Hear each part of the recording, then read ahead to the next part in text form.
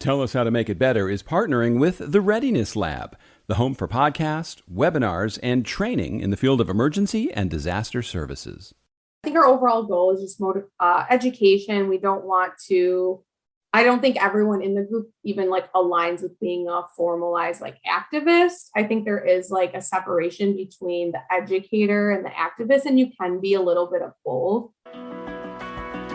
I'm George Siegel, and this is the Tell Us How to Make It Better podcast. Every week, we introduce you to people who are working on real-world problems and providing actual solutions. Hi, everybody. Thank you so much for joining me on today's Tell Us How to Make It Better podcast. At the end of the episode, if you enjoyed what you were listening to, it would be great if you would like the episode and share it with other people so they can hear it as well. And also, if you have any suggestions for guests or if you have any comments about the show, I'd sure value hearing those from you as well. Now, there's a lot of ways that you can educate people about the environment and about climate change. What I love about today's guest is she's part of a group that's using social media to empower younger generations to learn about it, and even more important, to do something about it. My guest today is Sabrina Pare. Sabrina makes educational environmental content on TikTok and Instagram under the account Sabrina Sustainable Life. And on this account, she shares tips on how to live a more eco-friendly lifestyle through low-waste living and climate activism. Sabrina, welcome. Thank you so much for joining me today. Hi, thanks so much for having me. Now, I love what you guys are doing. Eco Tok is your TikTok site, and the traffic you get on there and the videos. I don't know, my audience might be a little older, but people that look at TikTok see a lot of stuff on there that you go, what's that? And then I come across your stuff and you're actually sharing information. So my first question is always to guess, what is the problem or thing that you recognize and that you're working on? So describe for people what it is you recognize as a problem and what you're doing to try to make it better. Yeah, I think overall, me and some other environmentalists on TikTok, we really wanted to use TikTok as a platform for good and education. And I think, the general person doesn't have a lot of knowledge about sustainability, climate change. So our overall goal was to solve for that and create digestible content that, the average person could understand to get more involved in the climate movement and changes they can make in their own lives and how they could push for change as well. Yeah. Now, when people go see these videos, so people are scrolling through, and you'll see everything from before you get to Eco Tok, Mm-hmm. it's like the other videos on TikTok. I'm sure we've all seen them where, they can be anything from people doing stupid things, people getting injured, people practically wearing no clothes. And then you come across your guys' videos and you're giving real information that people can digest and do something with. What's the challenge competing in that space to get people's attention? I think it can be hard on TikTok because a lot of things that do go viral are sensationalized or clickbait kind of videos, which we like to just be factual and not scare people. A lot of things can be scary in this space, but we do our best to just provide the facts and then what a tangible action people can do to help, whether that's calling or emailing their state representatives or whatever the issue is kind of, TikTok can be very unpredictable on what does well and what doesn't. So we kind of just play, personally, I play around with a bunch of different things, and sometimes things take off really well that shock me, and then some things don't always take off that I thought would do better. So I just put out there what I'm interested in and what I think is important. And, even if a smaller amount of people see it, it's still reaching people no matter what. So that's always the most important thing. Yeah. I mean, I'm shocked as a production guy, filmmaker, I'm shocked by TikTok on a regular basis on what works and what doesn't work and what goes viral and what doesn't. I just put a video up there that I thought was really good. I was going, wow, this is really good. And 5 people have seen it. Yeah. And, it makes me want to pull my hair out. But you've had a couple, this beeswax wraps, 1.7 million people. saw that. Did you have any idea that many people would view that? I mean, it's a great little project on there. No, I had no idea. Yeah, it's always, I feel like the videos I put the least effort that will do the best. It's kind of frustrating sometimes. But yeah, I think a lot of times like my sustainable product kind of swaps do well, and it's because it's something like new people might have not seen. And a big thing I've noticed too on TikTok is like the thing that helps your videos do the best is the watch time. And if there's some type of controversy and people keep like coming back to the comments, whether they're like arguing or doing something, that's what really like pushes the video forward. It's an interest. So sometimes things turn out to be controversial that I didn't even intend for it to be, and that will make the video go viral, which is interesting. Yeah, I was trying to get my son, who's 15, to explain it to me last night. You know, how do you get this out of your feed? How do you get this in there? How do you get it? What hashtags do you have to use? And it was interesting to get a 15-year-old's perspective on that, because he's probably looking at much different videos than I might be interested in. Now, Yeah. the Girls' Voices for Climate, 6.5 million people saw that. What was that about? So that was actually I worked with a organization, and it was to get people to, I believe they were giving away a scholarship. So TikTok's a little bit tricky because some of the numbers are definitely inflated because brands, I don't know if a lot of people know this, but can like push on the back end to make the video do better. Like they'll use it as an ad, so sponsored. So it will like, you probably see when you're scrolling, you'll see like a sponsored video. It's because it got like pushed to you. So companies are now putting money into TikTok. So they'll have like an influencer person make a video and then pay them ad usage so they can push the video. So some of mine organically just do well, and then some of them are like brands or companies pushing the video to be sponsored.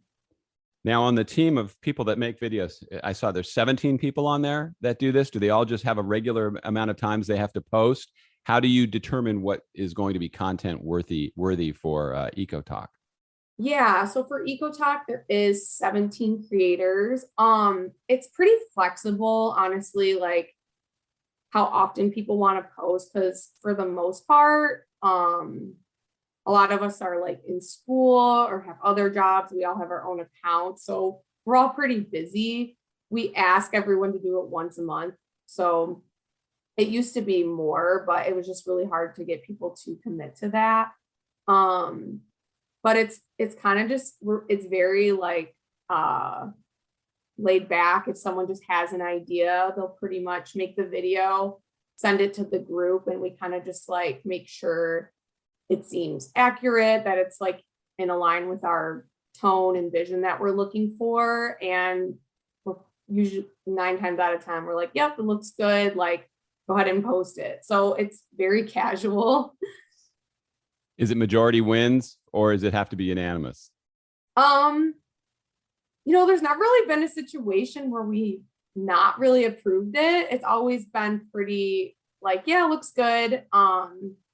So sometimes people will have recommendations on like things to add or change, but we've never really told someone like, no, you can't post that. For the most part, it's been pretty, everyone in the group, we all are really good friends, and I feel like we're all on the same like page and message. So we all have like very similar visions, and there really hasn't been any issues with like the type of content people post.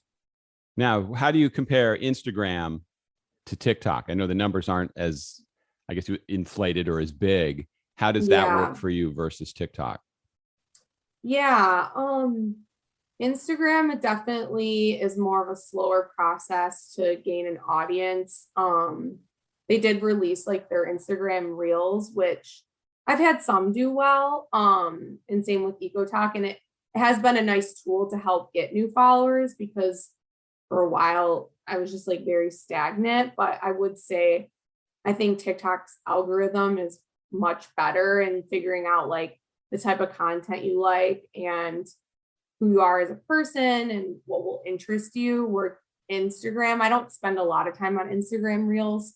because people seem to just like recycle their content. But Instagram, it seems very like generic. The videos I get on my reels, like they're not like anything I particularly like align as much as TikTok.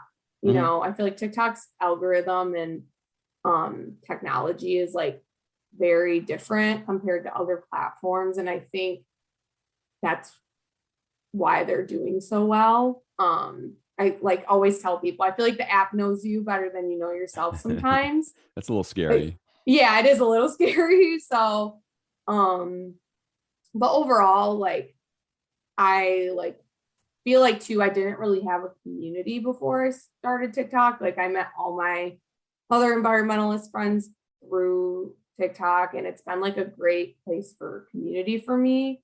So I've overall like really enjoyed it. It's definitely not perfect. There's a lot of issues with the app and things that go on that people are quite unhappy about, but overall, like I've enjoyed it so far.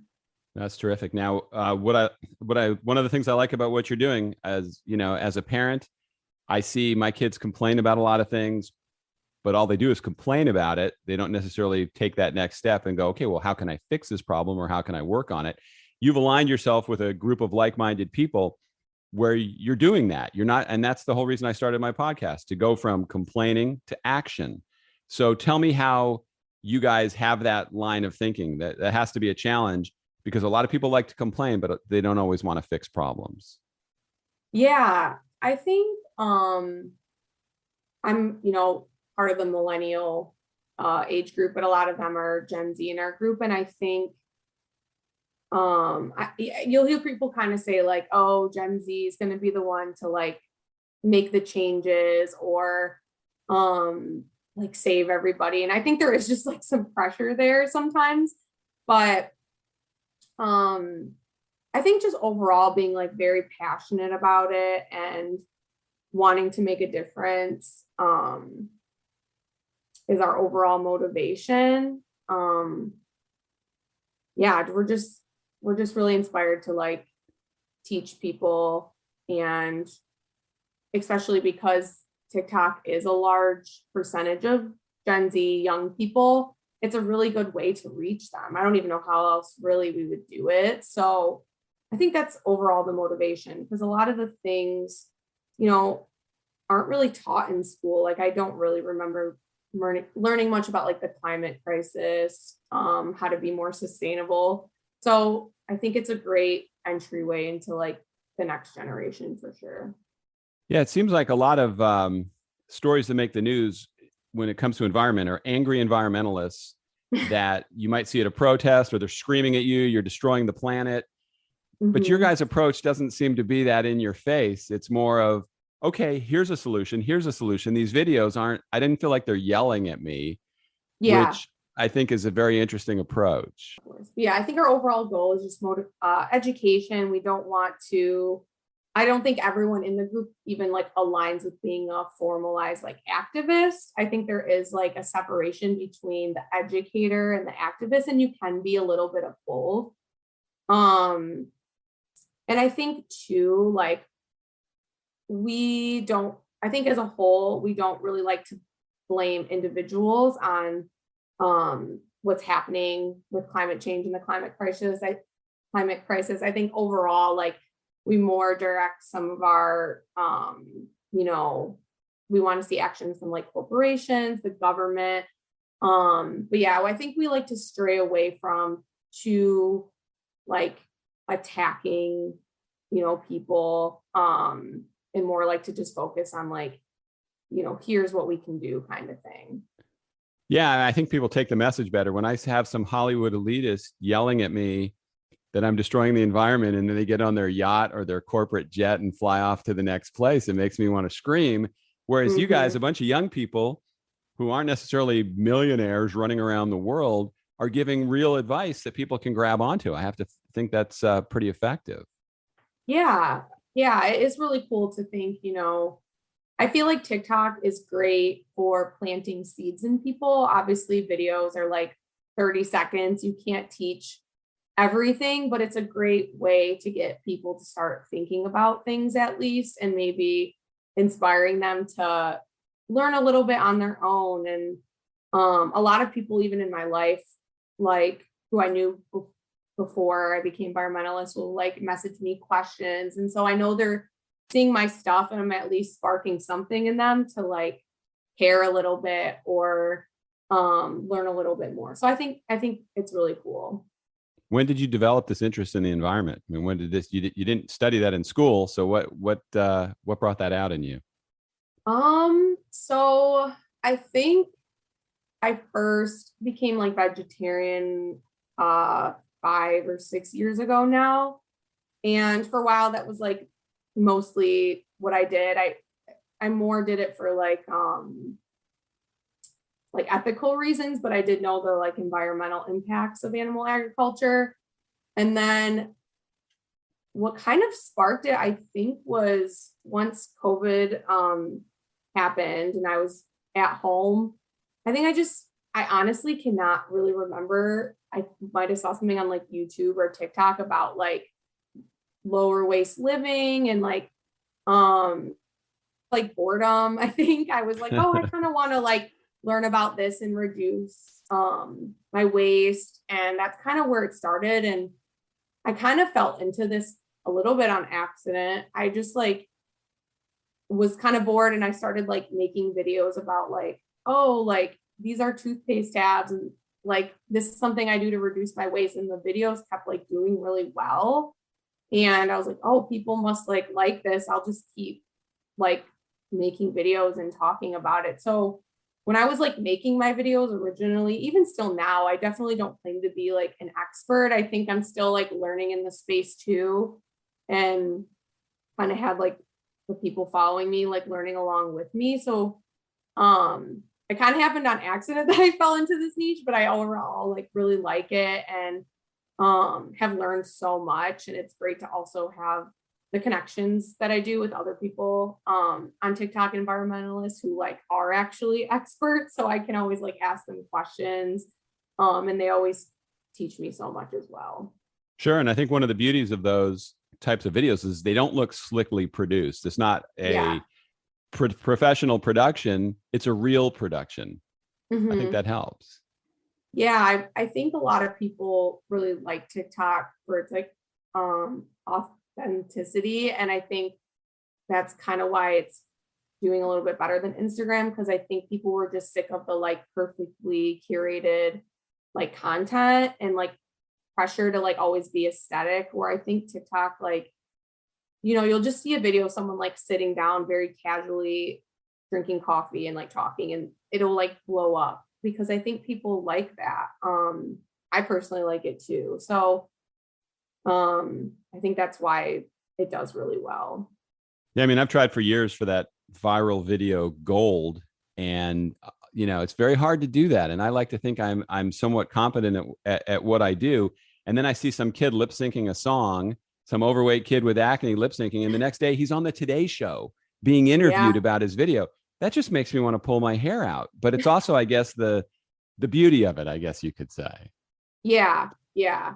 It is very interesting. I never really expected it. It's very, like I said, unpredictable sometimes. Yeah, but hey, but you're making the most out of it, which is fantastic. What's the biggest obstacles you guys are facing with this? What's your biggest thing you've run into? I think for just in general, environmentalists and content creators, it can be very draining and high burnout. Like I would say, I've noticed like a lot of people who were like really big on the app just like disappear. And I would say most of our group is still pretty active, but a lot of people don't talk about too much like how mental health is impacted by like when a video goes viral, like no matter what, you're going to get negative comments, hate comments. So I think especially too being in the mental or environmental space, it even adds like another layer of burnout because there is constant bad news and like also a lot of people like disagreeing on topics and it can just be like draining. Well, there's no question. And, the fact that people like to see people succeed and then they like to see them fail. We like Mm-hmm. to, and people can be mean, if they don't like Yeah. an outfit you're wearing, if they don't like your hair. Mm-hmm. Having been in television for a number of years, it was before social media for most of it, but people are cruel and they Yeah. don't have a filter, and it's empowered people to give them their opinion. So you really have to have a thick skin. Totally. Yep. Yeah, that's one of the biggest challenges I would think for anybody that does anything on social media. Now, what advice would you give to somebody who has an idea that they want to get out there? Because you guys clearly have taken something that was a great idea and you've seemed to have done a lot with it. What advice would you have for somebody who thinks they have something they want to do? Yeah, I mean, I think I know it can be like scary to post a video on TikTok, but I will say there's like a niche for everyone and a market for everybody. So if you're passionate or interested in something, there's probably other people out there as well. Um, and I do think like TikTok is a great way to reach more people and also like find your community. So I would say just go for it. And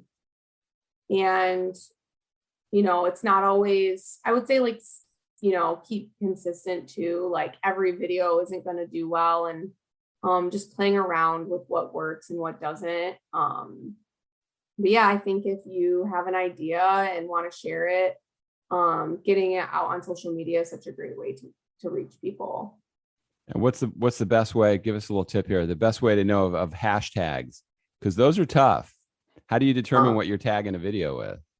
I always try to tag like what the video is about or like the niche. So I always do like we have like our own hashtag for Eco Tok, which is kind of cool. Like if you look up hashtag Eco Tok, we started it and it has like millions of views. So I'll usually do Mhm. that one. And then like if I'm talking about like, composting, I'll put hashtag composting.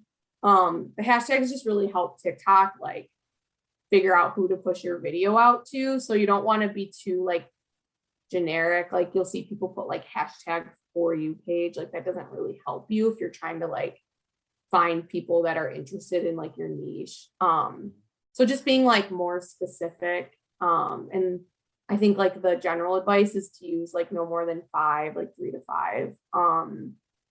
So that's typically what I do. But I think some of the like other tips with TikTok is I, I feel like I said, the watch time is really helpful. So I think shorter can be better sometimes. Mhm. And yeah, you'll definitely, it's hard, but kind of want something that will keep people like in your comments engaging. Sometimes it happens on accident. So it can be kind of tricky. But yeah, though that's like what I've learned is just uh I think too what's important is having like an opening hook, because most people it takes like 1 to 3 seconds for them to decide if they're going to keep watching. And so I think if having like a interesting opener is helpful as well. So getting them hooked in like the first 3 seconds. That's excellent advice. Now, what would you consider? You've already had success with it, but what's the ultimate goal with Eco Tok? Are you just kind of taking it as it goes, or do you have a master plan? What do you see here? Yeah, I think we've definitely been taking it as it goes. I think long term, we definitely have some goals. But overall, just like keep sharing our message, getting more out there. We have some exciting things coming up, working with like more universities, doing workshops and some more hands-on like panels and speaking events. Um, just really putting ourselves out there and keeping it open to opportunities. But I think everyone within the group probably has like a little bit of their own goals since we're all in like a little bit of different fields. Um, for me, I really enjoy like seeing the other creators thrive and like get to pursue their dreams. So I kind of like play like the mom manager role sometimes, which I do enjoy because I love creating content, but it's not, I don't know if it's going to be my forever. Like I kind of like managing others and helping them accomplish their goals. So that's kind of my personal goal, but yeah, it's really hard because I never knew I would fall into this space in the first place. So I'm like, I just kind of take it day by day, and it kind of just keeps continuing to grow and new opportunities keep popping I think up. what So you it's need to really do great. is mentor older people, and teach them how to have your success on TikTok, because it's very challenging. So how do people Yeah. find you and see your stuff if they're not familiar? I'm going to put it in the show notes, but Yeah. the two best ways. Yeah, my personal account is Sabrina period sustainable period life on TikTok and Instagram, and then Eco Tok on TikTok is eco and then underscore talk. And those are the best ways to find us. Awesome. Well, hey, thank you so much for coming on today. Like I say, I love what you guys are doing. I'm now a fan and try to watch your videos as much as possible. And I wish you nothing but continued success with this. Thank you so much. Really appreciate it. Thank you so much for joining me on today's Tell Us How to Make It Better podcast. Once again, please share this episode with other people, leave a review, and if you have any suggestions for guests for future episodes, there's a link on our website, tellus.howtomakeitbetter.com, and you can fill that out and let me know your thoughts about the episode and some potential guests for future episodes. Thanks again for listening. We'll see you next time. It's time for emergency preparedness to go mainstream. Smart, innovative, practical solutions that match your needs. Instinct Ready educates, prepares, and equips the everyday person for disaster. With promo code MAKEITBETTER, you can access comprehensive preparedness courses and premium go bags. Visit InstinctReady.com with promo code MAKEITBETTER today. Preparedness starts at home.